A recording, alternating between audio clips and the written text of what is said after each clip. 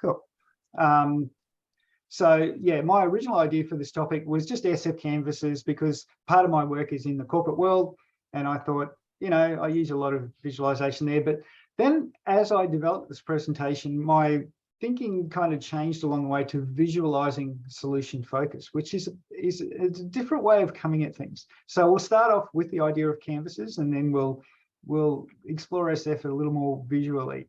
And even like, because I know last year there were people on the call who were visually impaired, I was thinking, how would I do this with somebody who's visually impaired? So even beyond that sense. So anyway, a bit about me. Some of you already met me in 2 previous sessions, but I love that SF can span my entire world. So the left side of that screen is about my work in the corporate world, working as an executive leadership coach, doing SF and agile transformations, doing organizational change work, and coaching in that world. On the right-hand side is my other world, which is health and well-being practice, where I use energy psychology, kinesiology, energy medicine, and also solution-focused brief therapy. So I love the fact that this way of thinking, this approach to things, can span these worlds.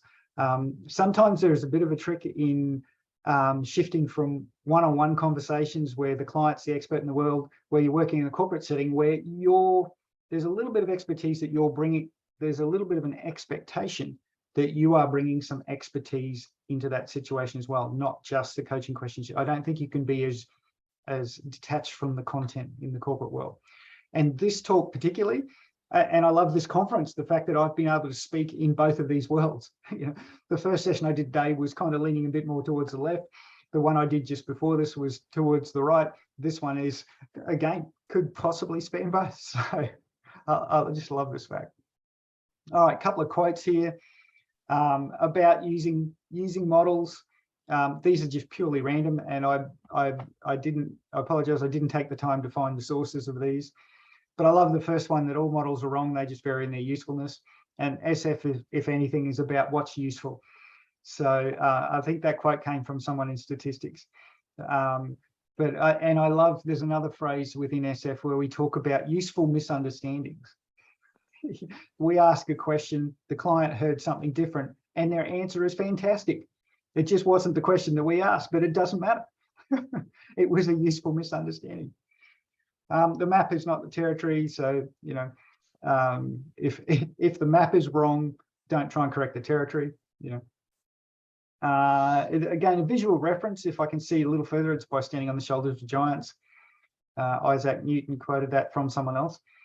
And again, that's standing and visualizing and seeing further. And then just a lyric from a song. I can see clearly now the rain is gone.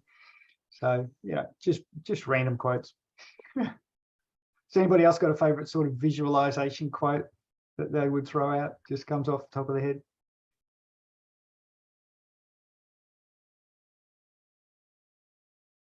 Oh, well, if you think of one along the way, please unmute. We've got a small enough group, so feel free to just jump in along the way. All right, this is like a scrapbook, if you like, of examples of visual SF. And take the time, because what I'd love is, you know, if you've got an example sitting on your computer, feel free to dig it up, and I'll make sure everybody's got permission to screen share, because I've only got, you know, half dozen, 6, 7 examples. So if you've got an example of how you've used solution focus visually, feel free to dig it out, and you'll get an opportunity to share it shortly. So starting from the more generic, oh, there's some animation in this slide. You know, the very generic model that Mark McCurgow came up with, called the Albert model. And this is more a visual model versus a canvas. But I thought it was interesting, if we're starting from the idea of visualizing solution focus, this wasn't a bad place to start. And it's the idea that, you know, there's a problem conversation that could head down to a dreaded future, maybe. But there's also this conversation about what's been working. Actually, let's make sure you can see my pointer.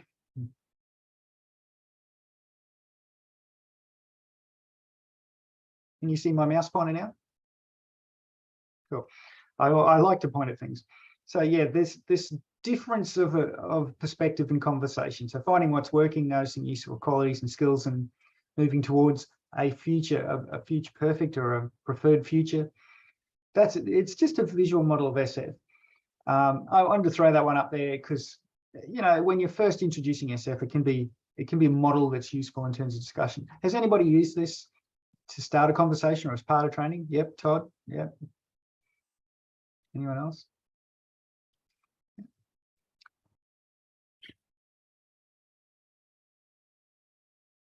Oh, I saw Edwin unmute, but no. All right. Now, believe it or not, this is a visual version of SF. And I mentioned before, I talk about a session where I had 90 minutes, but I ran out of time. So I don't know if you can see just on the right of that image, there's a little 10 post-it note that's off to the side. And we had trouble because they were the cheap post-it notes that like to fall off the wall. But on the left, we had a 0, and on the right, we had a 10. And this version, this was a senior leadership team having an offsite. They just had one of their busiest quarters they'd ever had. And they asked me to run a retrospective for them. And of course, I was going to run it in a solution-focused way. And what I asked them, and I was just standing at the front of the room, I stepped over to one side of the room and said, you know, this is 0. I stepped over the other side of the room and said, this is the 10. This is your ideal. This is the best quarter you could have had. Imagine thinking about that. And 0 is the opposite. And I said, okay, think of a number between 0 and 10. Don't tell anyone. Doesn't matter. It's not about the number. It's a subjective thing. It's about the questions we're going to ask for that. And then I said, okay, write down all the things that make it not 0. And I did ask, anybody have 0, 1? Thankfully, no one did. Although it's still stuck in my mind. I'm pretty sure I saw somebody write down a 1. I was very concerned about that, but they didn't admit to it, even if there was. Anyway, I spent 10 minutes. I said, write down all the things that made it not 0. And I specifically said, thinking about the interactions. So these were leaders of multiple teams. And I said, think about the interactions within your teams and between your teams and between you as the senior management team that were really good, that made this work in some way. Got them to put each idea down on a post-it note. We did a bit of affiliate affinity mapping where some ideas were related. And then I got them to interview each other and sort of walk the board. They were looking at the board, and I said, if you spot something that piques your interest and you're curious, how did that happen? Find the person who wrote the note and interview them and saying, how did you do that? How did that work? And we had a lovely fun time, you know, people walking around, grabbing notes, talking to each other. And then this is where we were running out of time, because I would have loved to have done more Future Perfect. I would have loved to have done more +1s going up on that scale. But I just said, look, going forward, what are the things you want to remember to do to continue to do this well? Out of all these things, all these, you know, whether it was skip meetings or whatever, what's on that board that you want to remember to do to continue to maintain this success? And then they jotted those down. But yeah, it was basically the picture I took of this that prompted me to think about this presentation. So I've run this SF retrospective numerous times, and it always sort of evolves in different ways. But there you go. That is a visual representation of SF. Has anybody done sort of a solution-focused retrospective or work with teams like that? I particularly find it nice if the team's a little demoralized, if the team's a bit beat up. And the first time I ever ran this was with a team that they were just copping it left, right, and center. The management was going to run roughshod over the top of them. They were demoralized. They weren't getting their work done. We ran this format, and they remembered that they'd done a lot right, that there were a bunch of things going well. And they walked out of it with a completely different completely different, you know, the shoulders were back, their head was high. We're doing a lot right in really difficult circumstances. So you don't have to wait for the tough situation, but it is a good one to use. Okay, so one canvas, lots of post-it notes. You can see the scaling along the bottom there. I just, you know, you just have to imagine the scaling.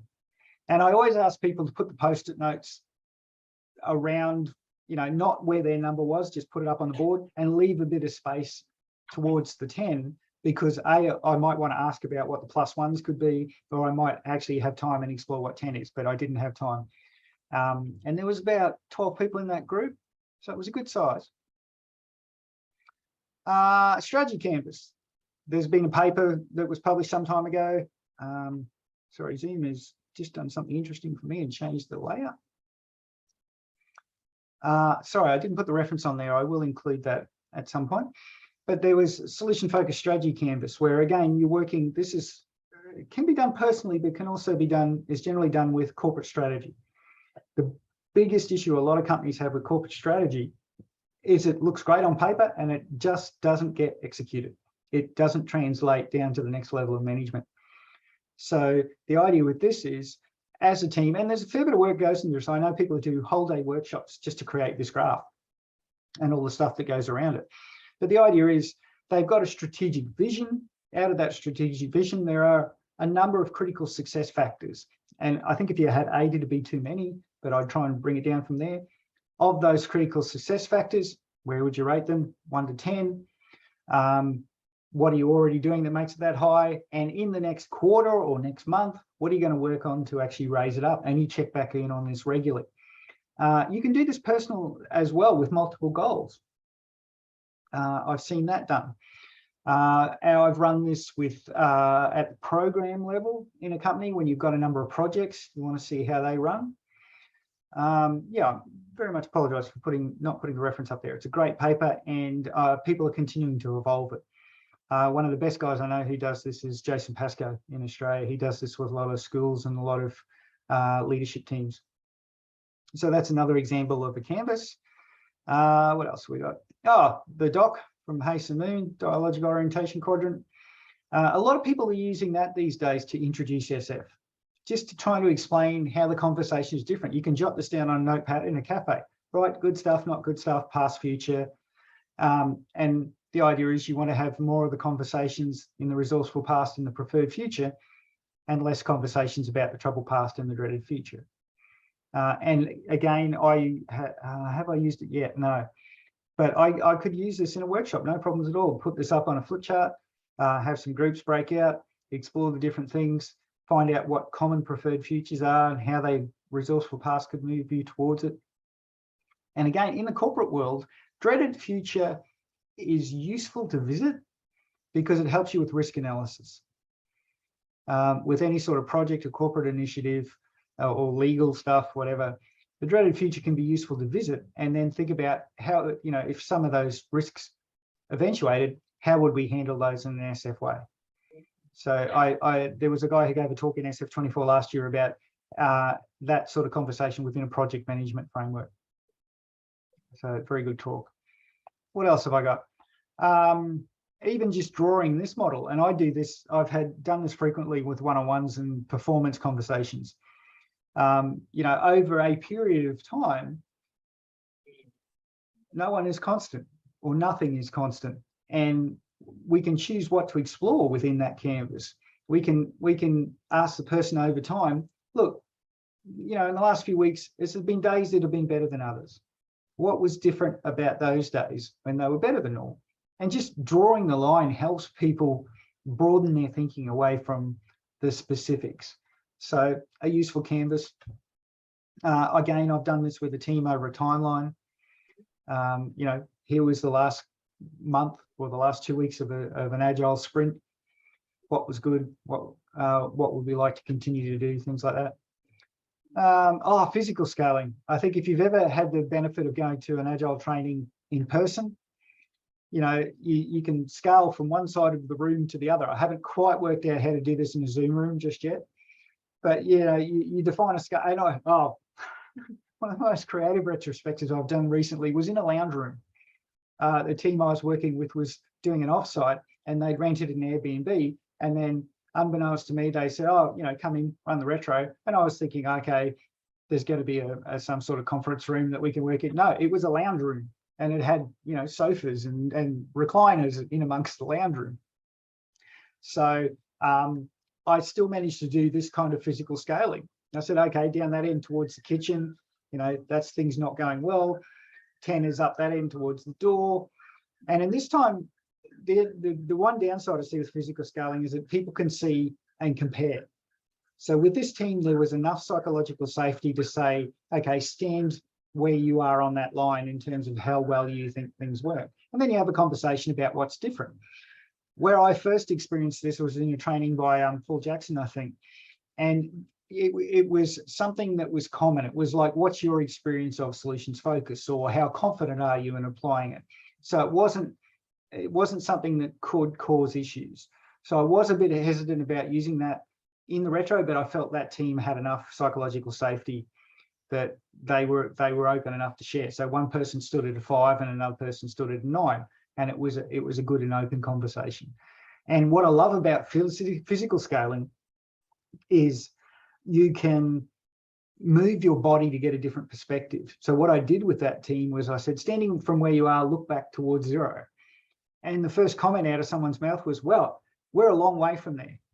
We're a long way from 0. We must be doing something right. And then I said, okay, everyone step up to 10.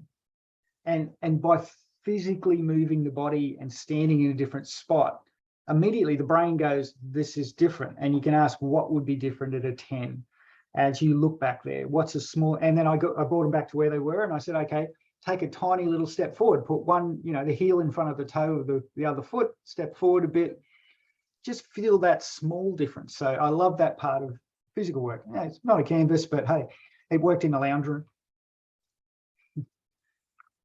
Miracle question. This is where we're getting a little bit more, how to visualize SF. I used this in one of my very first presentations of solutions focus.